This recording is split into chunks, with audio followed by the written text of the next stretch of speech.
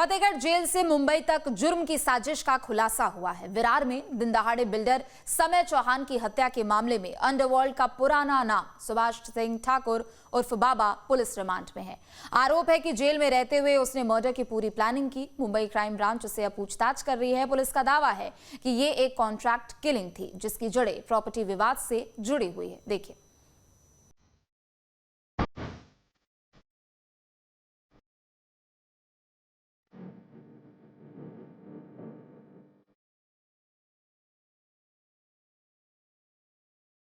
Fatehgarh jail से मुंबई तक का वो सफर जिसने फिर से अंडरवर्ल्ड को बेचैन कर दिया। कत्ल विरार में साजिश सलाखों के पीछे दिन दहाड़े बिल्डर का मर्डर और जेल से चलाया गया सुपारी नेटवर्क। नेवादा गांव से नागपाड़ा तक वाराणसी का एक लड़का कैसे बन गया मुंबई अंडरवर्ल्ड का भरोसेमंद नाम। सुबह के 4 बजे फतेहगढ़ जेल का गेट खुलता है और बाहर आता है वो नाम जिससे मुंबई का अंडरवर्ल्ड आज भी डरता है। सुभाष सिंह ठाकुर उर्फ बाबा। व्हीलचेयर पर बैठा ये शख्स कमजोर नहीं है, कमजोर सिर्फ इसका शरीर है, लेकिन दिमाग आज भी कत्ल का हिसाब सेकंड में ही लगा लेता है। मुंबई क्राइम ब्रांच इसे रिमांड पर लेकर जा रही है क्योंकि आरोप है जेल में बैठकर दिन दहाड़े मर्डर करवाने का। अंडरवर्ल्ड डॉन सुभाष सिंह ठाकुर को मीरा भाईंदर में लाया गया है। तस्वीर में आपको दिखा रहा हूं। मीरा भाईंदर पुलिस जो सुभाष सिंह ठाकुर को यहां पर लेकर पहुंची है। सुभाष सिंह ठाकुर इस वक्त गाड़ी में मौजूद है। सुभाष सिंह ठाकुर को अंडरवर्ल्ड डॉन दाऊद इब्राहिम का करीबी माना जाता है और वाराणसी जेल में उम्र कैद की ये सजा काट रहे हैं और वहीं से मीरा भाईंदर पुलिस ने उन्हें गिरफ्तार किया और उन्हें थाने कोर्ट में पेश किए जाने के बाद अब क्राइम ब्रांच के ऑफिस में लाया गया है। और आप देख सकते हैं किस तरह से सुभाष सिंह ठाकुर जो कि बीते कई सालों से यूपी के जेल में थे, उन्हें विरार के एक बिल्डर समय चौहान की हत्या के मामले में इस मामले की जांच करने के लिए यहां पर लाया गया है। इस मामले की जो चार्जशीट फाइल हुई है उसमें सुभाष सिंह ठाकुर का नाम है। तारीख 26 फरवरी 2022, जगह विरार। दोपहर का वक्त, बिल्डर समय चौहान और अचानक उन पर गोलियों की बौछार और समय चौहान की मौत हो जाती है। फतेहगढ़ जेल में माफिया सुभाष ठाकुर को मंगलवार तड़के मुंबई की मीरा भाईंदर वसई विरार यानी MBVV क्राइम ब्रांच रिमांड पर लेकर चली गई। 20 फरवरी 2022 को दिन दहाड़े गोली मारकर की गई चौल बिल्डर समय चौहान की हत्या के मामले में सुभाष सिंह ठाकुर उर्फ बाबा को मुख्य साजिशकर्ता माना जा रहा है। ये 2022 में समय चौहान करके एक बिल्डर है विरार के, उनका मर्डर हुआ था। वो मर्डर की कॉन्स्पिरेसी करने के लिए इनका हाथ है और इसमें इन्होंने इनको उकसाया था, इसलिए इनको हमने कस्टडी ली है और उनके पास अभी भी तपास करेंगे। सर, कितने आरोपी थे इस केस में और सुभाष सिंह ठाकुर का क्या रोल था उसमें? इसमें टोटल 13 आरोपी है और सुभाष सिंह ठाकुर का इसमें कॉन्स्पिरेसी का रोल था। जेल में रहकर इन्होंने बाकी जो आरोपी है इनको मदद की थी मर्डर करने के लिए। सर, हम देख रहे थे कि व्हीलचेयर पर लाया गया है कि क्या सुभाष सिंह ठाकुर का कोई मेडिकल ग्राउंड है, क्या तकलीफ है उन्हें? अभी हमने इसके पहले भी उनको लाने की कोशिश की थी, उसी टाइम उनको किडनी का प्रॉब्लम था, उस टाइम हमको पोजीशन नहीं मिला पाया था और अभी वापस उन्होंने वही प्रॉब्लम बताया है। हम लोग अभी उनकी मेडिकल करेंगे, डिटेल मेडिकल करेंगे, उसके बाद में पता चलेगा कि क्या प्रॉब्लम है उनको। सुभाष सिंह ठाकुर को कुख्यात डॉन माना जाता है और भी कई सारे मामले उन पर है, तो क्या बाकी मामलों की भी जांच होगी? नहीं, हम लोग तो अभी उनका कस्टडी जो लिया है वो यही केस के लिए लिया है, वही केस के हम लोग तपास करेंगे और उसको उसमें और जो भी प्रूफ्स उसके बारे में मिलेंगे वो सब हासिल करेंगे। कितने दिनों की रिमांड में कोर्ट ने? 6 दिन की रिमांड मिली है, 22/12/2025 तक रिमांड मिली है इनकी। ऐसा माना जा रहा है कि कत्ल विरार में हुआ लेकिन साजिश उत्तर प्रदेश की जेल में रची गई। पुलिस के मुताबिक ये एक कॉन्ट्रैक्ट किलिंग, हत्या की साजिश प्रॉपर्टी विवाद से जुड़ी बताई जा रही है। इस केस में संगठित अपराध के एंगल की जांच शुरू से की जा रही है। पुलिस ने इस हत्या मामले में सख्त Maharashtra control of organised crime act यानी मकोका की धाराएं भी लगाई है। इससे केस की गंभीरता और बढ़ जाती है। पुलिस का मानना है कि हत्या के पीछे संगठित गिरोह काम कर रहा था। सुभाष सिंह ठाकुर की भूमिका इसी नेटवर्क से जोड़कर देखी जा रही है। 2022 में विरार में एक सम्यक चौहान का एक बिल्डर था, उनकी गोली मारकर हत्या की गई थी। तभी एक कॉन्ट्रैक्ट किलिंग का मामला था जिसमें कि जो संदिग्ध आरोपी है उसका भी हाथ होने का आरोप किया गया था। उनको चार्जशीट में भी एज अ एक्यूज दिखाया गया था। तो उसके इन्वेस्टिगेशन के लिए उनको ताबे में लेके आज कोर्ट में प्रोड्यूस किया गया है। थाने की एमबीवीवी पुलिस ने सोमवार को ठाकुर को फतेहगढ़ सेंट्रल जेल से हिरासत में लिया। इसके बाद उसे ट्रांजिट रिमांड पर महाराष्ट्र लाया गया। सोमवार रात उसे विरार पहुंचाया गया। पूरी कार्रवाई के दौरान कड़ी सुरक्षा व्यवस्था रखी गई।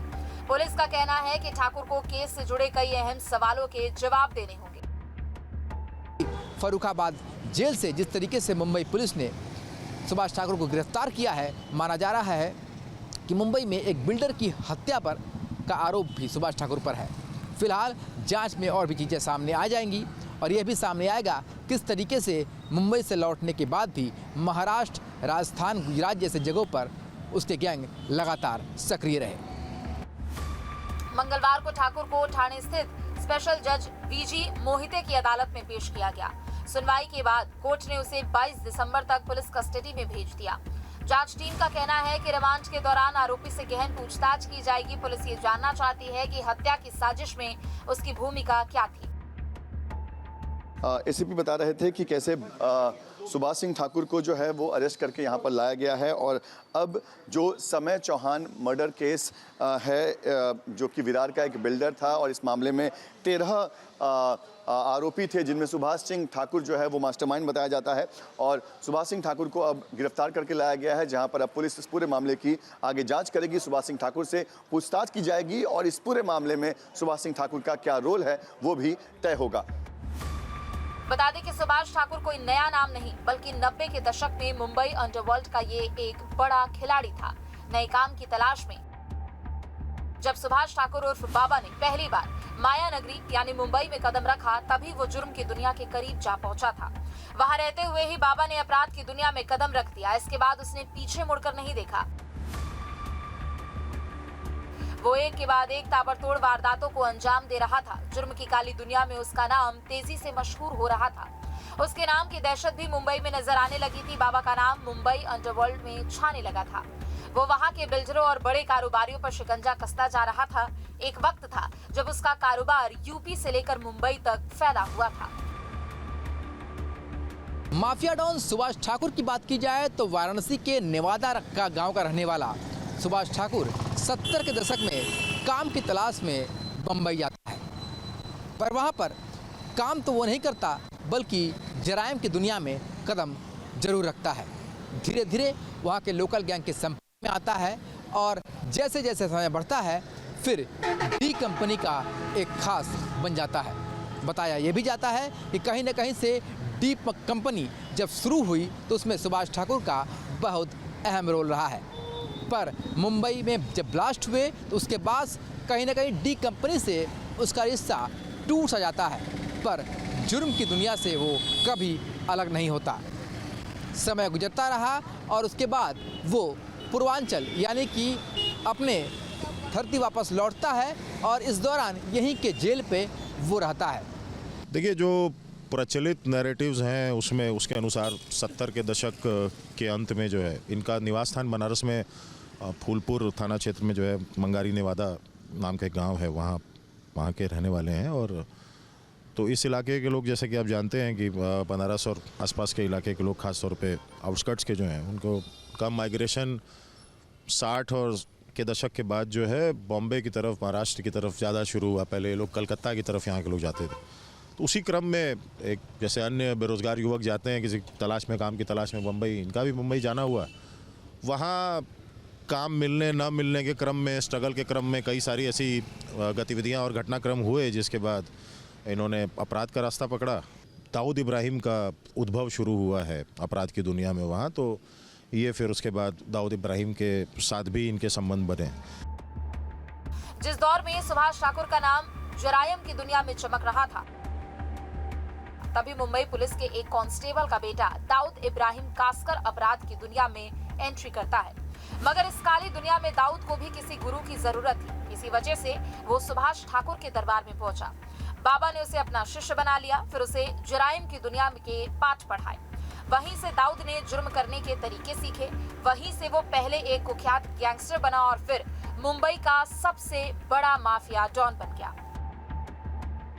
सुभाष ठाकुर उर्फ भाई ठाकुर उर्फ बाबा जी जो भी कहा जाए, उसकी क्रिमिनल हिस्ट्री मुंबई में हो सकती है, बनारस पूर्वांचल में डायरेक्ट अपराधों में इन्वॉल्वमेंट नहीं रहा है।